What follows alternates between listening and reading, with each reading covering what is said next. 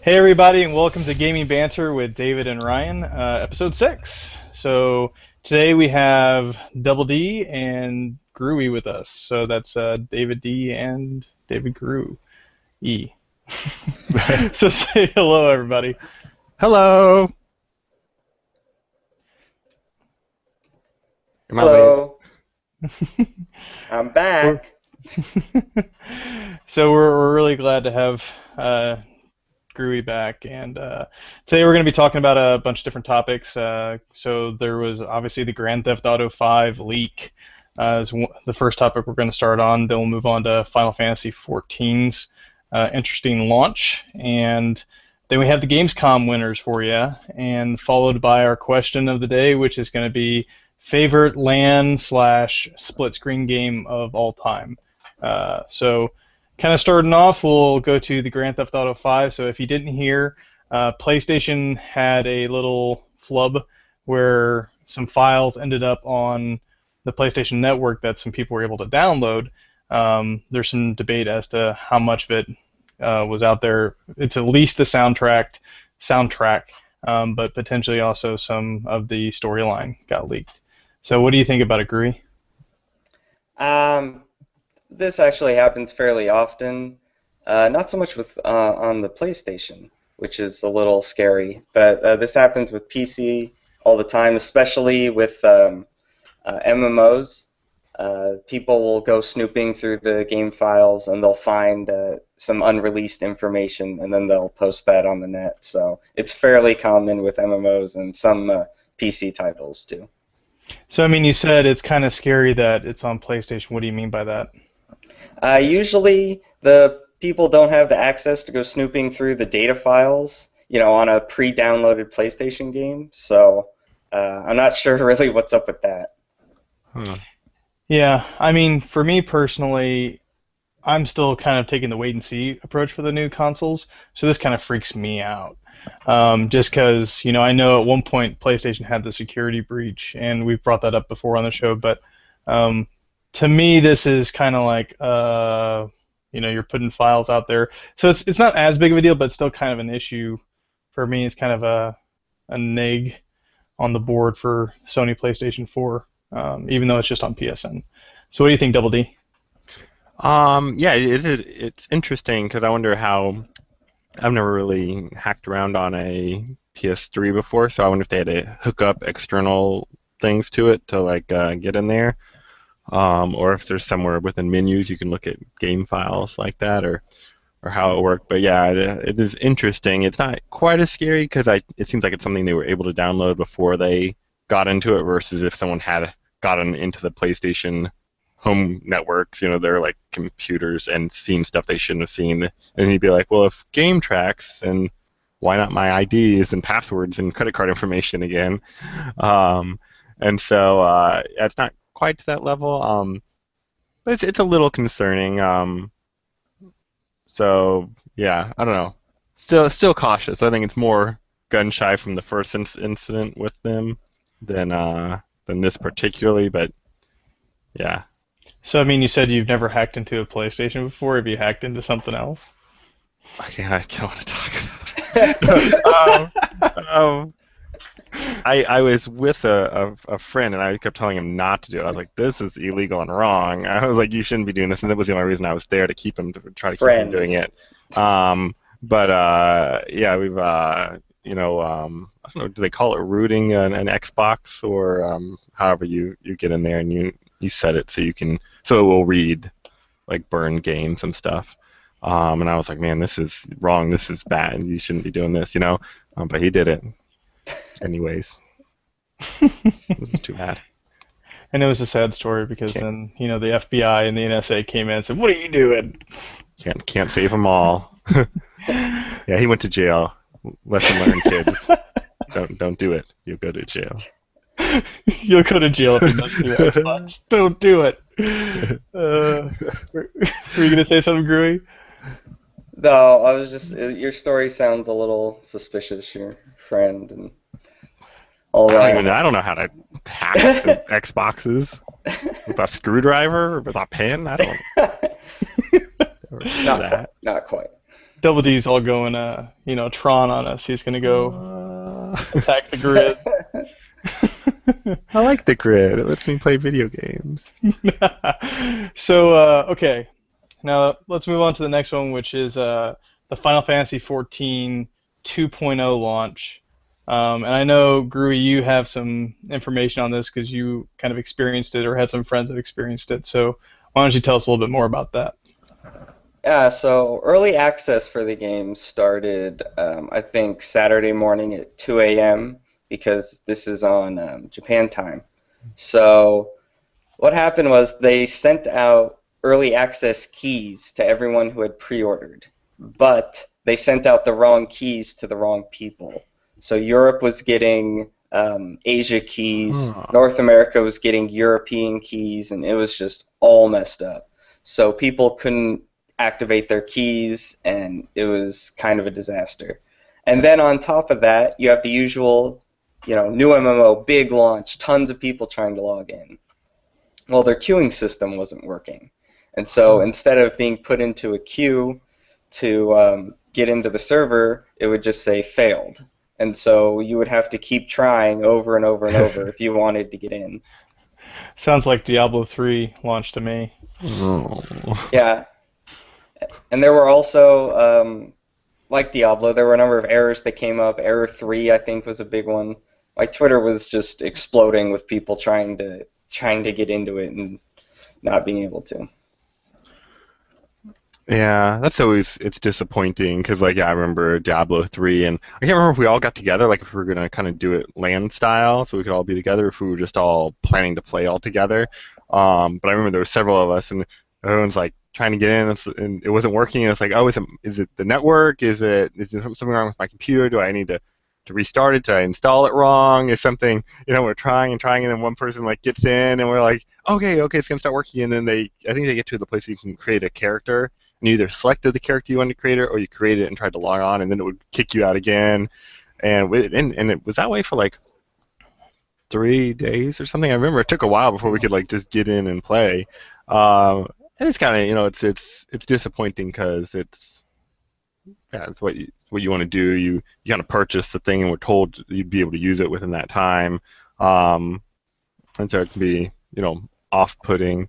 And then in this case, where it seems like it was a benefit to a pre-order, that you're kind of losing the benefits. You didn't just purchase it in some kind of special way in advance or something to reap some benefits. But I mean, to be fair to the the Final Fantasy fans and the developers, it's kind of become the norm for MMOs. There's always some launch issues, and there's varying degrees of that, but it's almost kind of expected that you're going to have some issues with whatever MMO launch that may be. And so, I don't know. It's kind of, to me, it's as long as I get sorted out in a couple days, I almost feel like that's okay, and it's no big deal. It's like, yeah, okay, the early subscribers get kind of a reduced benefit, but they're still getting a benefit, even if it is a benefit of frustration for the first couple days. But I don't know. What do you think, Grue? What's interesting is that the NDA was actually still in effect for the early access. You couldn't stream video or record video and put it on the net of the game because it hadn't, launched yet. I've seen people do that. So this, I guess, it turned out not to be that big of a deal since not many people could log on anyway. Interesting. Yeah, it is kind of a first world problem. We have to get on our Twitter and complain about the fact we can't log into our virtual world on the day we wanted to, and we had to wait a day or two. And someone else is like, I wish I had food and clean water. So it's not the worst thing in the world, but it is kind of, it's rough when any industry does something poorly and it becomes expected. Kind of like, fast food industry being really non-nutritious, and everyone's just like, yeah, it's just, eating a lot of bad food, and you're like, oh, maybe they can figure out a way to do it better. But then in the same way, if McDonald's was, I don't know, can I say brand names, but was all organic and stuff like that, it would cost more. And so maybe this is a similar situation. They could overexpand their servers, they could overshoot it. They just have to charge $79 for the game instead of $69. And if it's $10, difference important enough to get in, to be able to log in successfully on the first round or something like that. Like, I don't know if there's a back and forth, there'd be some cost to make it all run more smoothly, or people are just trying to squeeze in under price lines and under deadlines. Yeah, I don't know. I mean, it's a fine line, but I think in this case it's not that big of a deal. Like it's just one of those things where it's kind of expected for MMO launches. With Warhammer Online, they had problems with um, Age of Conan. I remember tons of problems in server launches. Diablo 3, it's not really an MMO, but same basic deal. It's just it's hard to know how big the servers need to be and stuff like that. And so I mean, I'm not trying to give the big corporations a pass, but at the same time, it's kind of like it's hard to figure it out. And if you have a game that's in high demand, it's almost expected to me at this point. Yeah, I think it shouldn't be something we expect. Something you're like, oh, I'm going to get the game and I'll play it in a week after I bought it. Like, you know, there is a lot of income that comes from these, and I feel like they could pay, whatever they call it, forecasters and stuff to say like, oh yeah, this game did this many people on opening day and this many people did this one, so like we should expect X number, and that X number should be accurate enough, and then overshoot that number like by a little bit to guarantee your customers good service. Like, I guess I feel like if you went to a restaurant that was like you just could never get in, you'd stop going. And a lot of things like that, you go to a store to buy something, and every time you go to your grocery store, they never have fruit or milk available. It's always bought out, and they're always like, "Yeah, who knew people would be buying all this fruit? We don't have any fruit today." You say, "I'm going to find one that maybe does," but when it comes to online stuff, we are more accepting of that. When I first bought it, it didn't work for 3 days, and then like every couple days, it's just lagged out, or I can't get in the servers, or I have to wait in like long queues and stuff like that, and we are more accepting of that, partly because we can at least check it from the comfort of our home, find out it's not available, and try a different thing that we could do instead. I just play a different game, I'll just surf the web, versus if you drove down to a store to purchase or something like that. But it is still, I don't know, an inconvenience we shouldn't be as accepting of. Like, people should say, this needs to change so that we can just have better products in the future. Yeah, what's actually really bad about this is that it's only the pre-orders, the really big fans of the game who are getting crummy service. So, but you're right though, Ryan. It's not really going to matter in 6 months. People who really love the game are still going to be playing. They're still going to be really excited about it. And I played WoW for a number of years, and that launch was terrible too.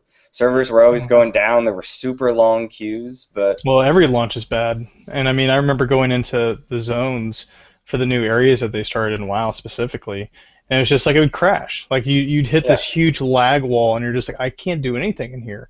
Or if you did get in there, it's like there's tons of people around the same quest areas. So I mean, it's just kind of like, I kind of expect the beginning to be bad.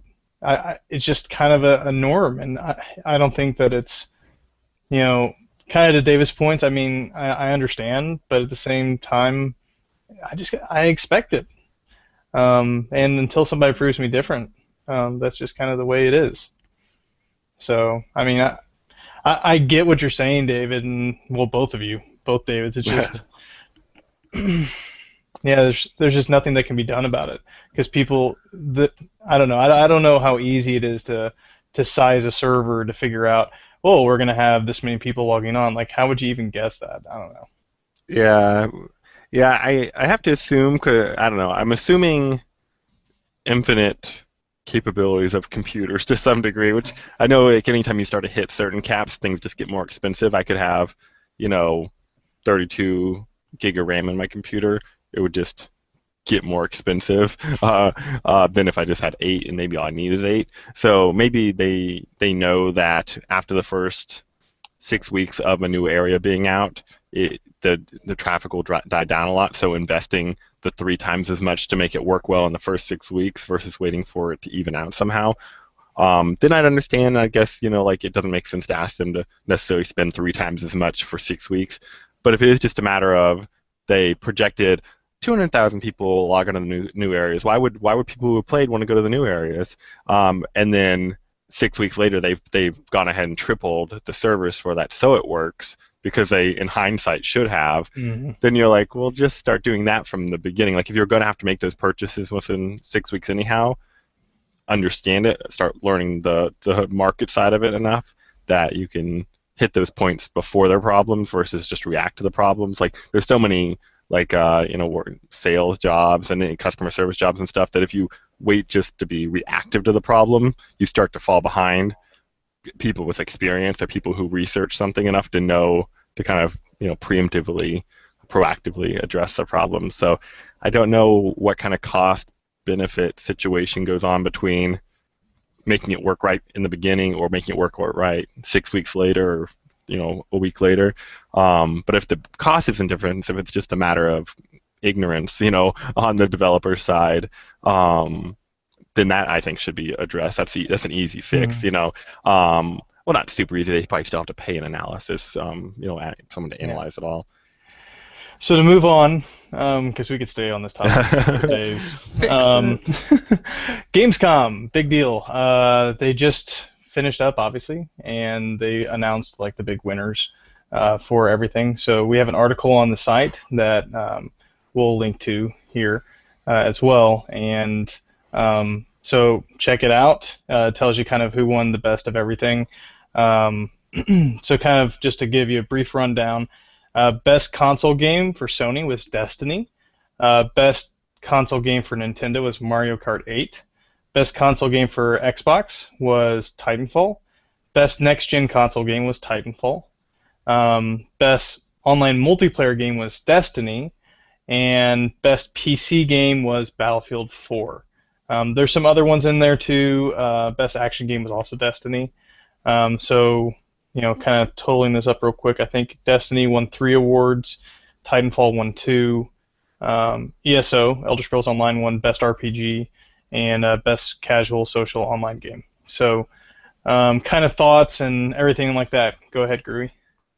Yeah, what's interesting is that Destiny won, Best Console Game, and Titanfall won for Sony, and Titanfall won Best Console Game for Microsoft, and neither of those are actually exclusive to that console. So that's interesting, because Titanfall is also going to be on PC. So the only actual exclusive to win was Mario Kart 8. But my pick would probably be Destiny. It looked amazing at E3. Everything I read about it at Gamescom sounded really great. It's interesting that it won Best Action Game as well. Like, I don't know exactly what the criteria is for that.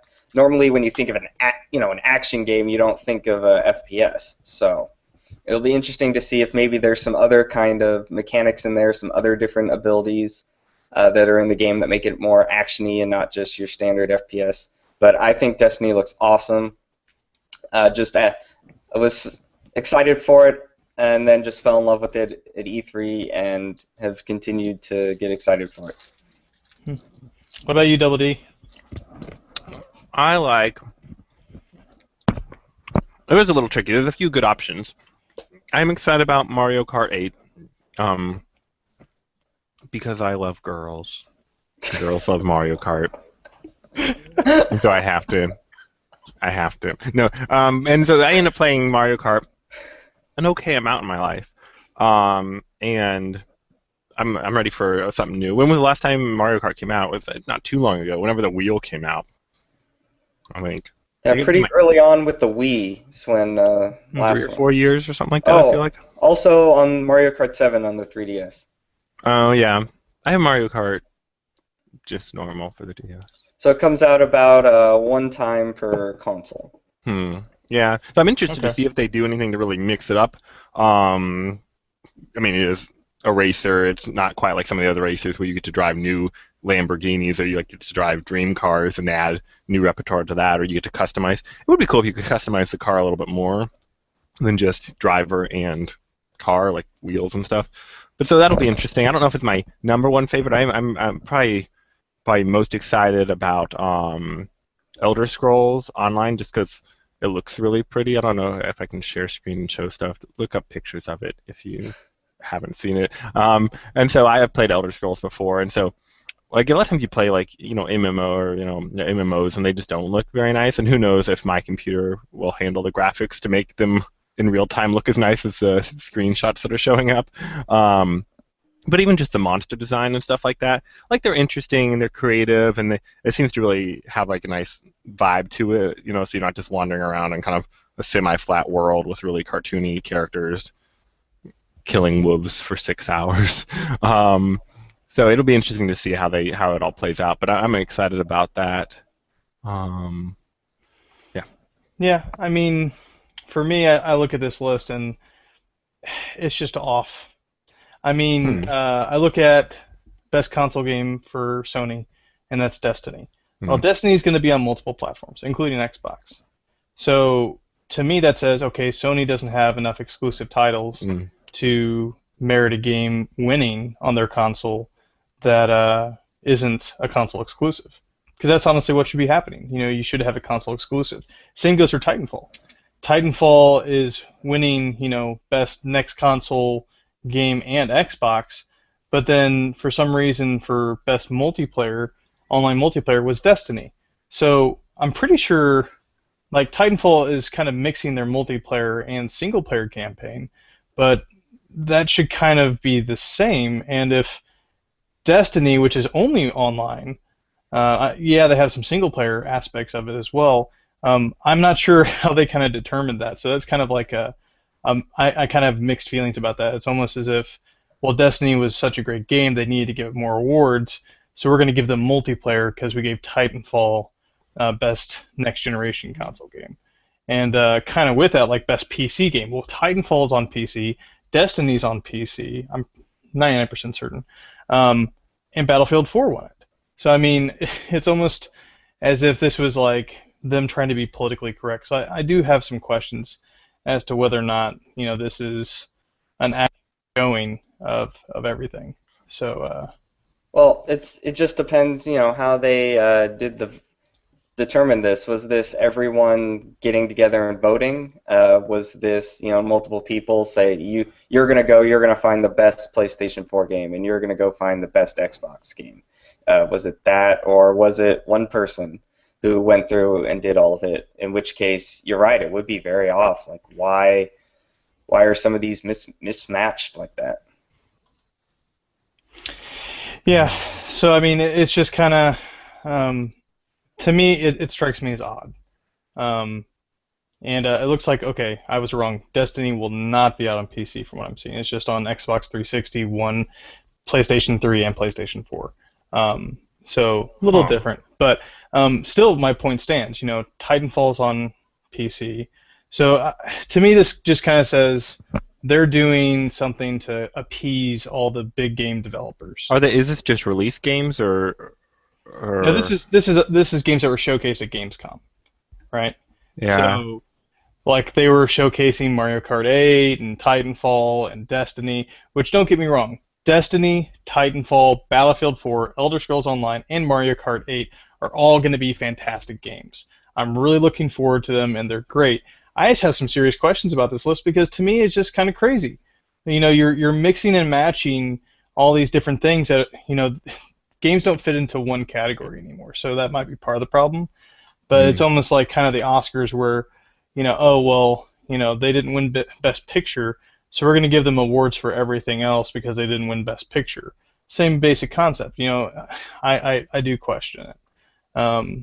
Because it's kind of like, to me, they might be sort of going towards big budget names for making their decisions. So I don't know. What do you think about it, Double D? It's interesting. I was just looking up the stuff. It feels like maybe this list over here, it does shy away from RPGs. Again, is Destiny much of an RPG? It's a shooter. Yeah, it's like It a has some RPG elements, yeah. But like kind of Elder like an MMO shooter. Scrolls, Elder Scrolls is also probably kind of RPG. It won in the role-play game category, but MMOs aren't as RPG because you're just playing whoever a person in a world.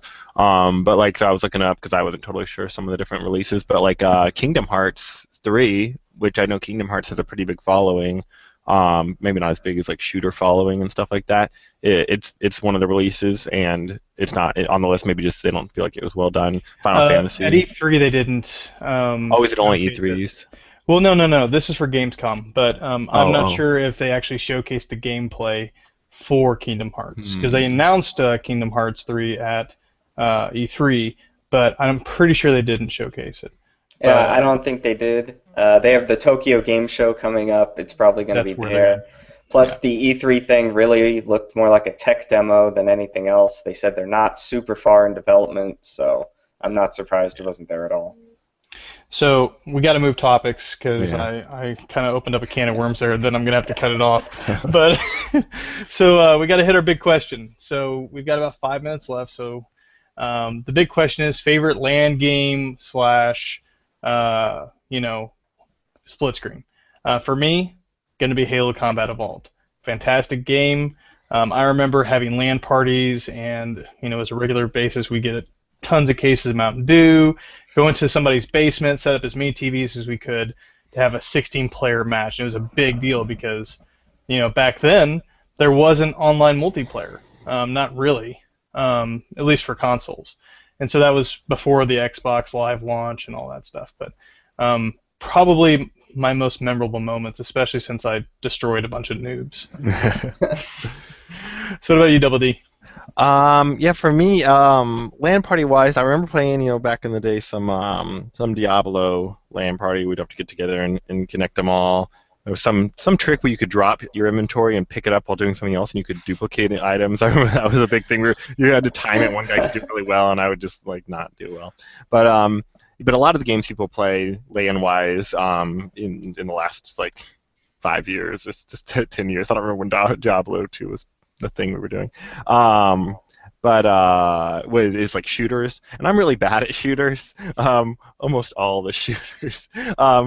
So yeah, I like strategy games and stuff like that.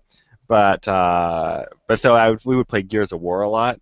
And my favorite maneuver in Gears of War, because I could never beat anybody in a shootout, was if you had a grenade, you meleeed it into a wall, it would become kind of a proxy mine. And that was where I got most of my kills. If I couldn't get a kill from it, it would give me an advantage. Plus, it would make them cautious to chase me, so I could do a little bit more like bob and weave, and they'd have to move slowly if I went around a corner and not just chase me and gun me down, because they weren't sure if I had a trap set, because I always had a trap set. But so one of my most satisfying times playing that game, and kind of makes it my favorite LAN game, was we were playing versus, and I was the last one left on my team, and this other guy who was dramatically better than me was the last one left on his team. And there was a hallway where you hop over stuff. There's all these little barriers in the way that you can use to kind of protect you, or you hop over them. And I had planted a grenade. I saw him coming at me, and I was like, I can't. I'm going to lose this. So I planted the grenade, and I'm ducking even, but he was shooting me in the head even though I'm ducking. So I get downed. So in the game, if nobody picks you up after a little bit of time, you bleed out and you die. So I was going to die, but you can also run over to somebody who's downed and stomp on them. And so I'm already going to lose. I'm the last one on my team. Our whole team's going to lose, and their team's won. But then he runs over and he hops over the wall to come stomp on me just for extra victory, and he explodes. And you can tell in his head he'd already envisioned hopping the wall, stomping on me, and the victory screen coming up. So it changed the course of history for him, because he was like, what? Because all of a sudden his screen's red, it all says lose on all their screens, and our screen is win. He's like, what? And I was like, ah! And it was more satisfying of the victories. And so Gears of War, because you can proxy mine grenades. That's my story. How about you, Grue? I'm going with Unreal Tournament. Had a great experience in high school, my friend's birthday parties. There were 8 of us all in his tiny, cramped apartment playing Unreal Tournament together. It was just awesome. At one point, my friend whose birthday it was up in a really hard, really tricky sniper position, and none of us could figure it out. He was 15-2 or something. We were just getting really frustrated. Finally, I said, I gotta go to the bathroom, guys. So I go over to the bathroom. I wait in there for a couple seconds, slowly creak open the door, sneak over, duck under the couch, and look on his screen to see where he is. And then, go back, turn on the faucet, come out of the bathroom, and kill him. It was extreme screen watching. I'm not very good at shooters either, but I had to use a little stealth skills to kill them. So it was a lot of fun, just all 8 of us together. It was great. That reminds me of a story from Halo. I think it was Halo 2. Because at my school we had native LAN throughout all of our dorm rooms, so we could just hook up to a LAN port or an Ethernet port, and it would just connect LAN automatically. So we didn't have to be in the same room. We could just do whatever. And we were playing it was a tournament, and it was 4v4 capture the flag, and each suite of dorm rooms had a team, and so our team was the best team. So we're playing the game and we're just destroying these guys, and it's kind of like whatever. And then all of a sudden, like this little guy, he's little because he's like half my size, comes running in, dives over to like the controllers, unplugs them all. He's like, "Try to beat us, no!" It's like, really? Gosh. Like we're up by 20 points right now. It doesn't matter. Like it's gonna take us 3 seconds to plug this in. But That's the great part about LAN gaming is the physical danger. You can like run around and do stuff. yeah, so that was probably my I don't know, just so many good memories of LAN games, which kind of makes multiplayer online sad because you just don't have the same experience. Well, even like we do, me and Ryan and a few other fellows do a regular game night every week, and we've been playing StarCraft for like the longest time. But everyone brings the computers together, and we all play on our dining room table. Even though it just as easily the same result in a lot of ways could be done via just connecting on the internet. You have to drive like 30 minutes, 20 minutes to get out here. Like it's not like we're next door neighbors, but it's worth it, and you can still do that, and we don't have to deal with plugging in as many wires and going through a hub. So it's kind of nice that the online gaming side of it works. We can just matchmake and connect real easily, but there's still a good reason to come together and yeah. And you bring a tower. It's not like you or even all laptops, but it's worth the effort because the being together and is still a big part of gaming. I'm still mad about that too because we were going for masters in 4v4, which I'm masters in 2v2 and 3v3, and then